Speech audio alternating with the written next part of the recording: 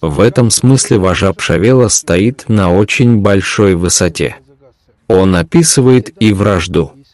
Ведь он пишет: «Немало кистов без руки оставил он на поле боя».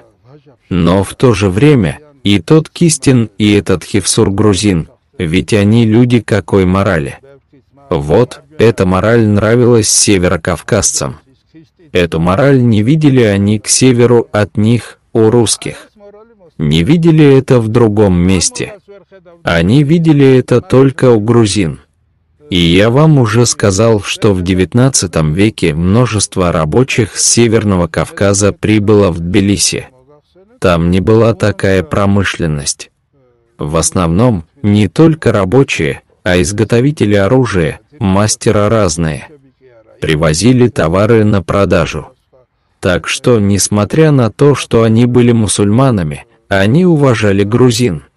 Когда мораль для обоих народов одна, и эти народы воспитаны в соответствии с одной и той же моралью, тогда между ними существует уважение.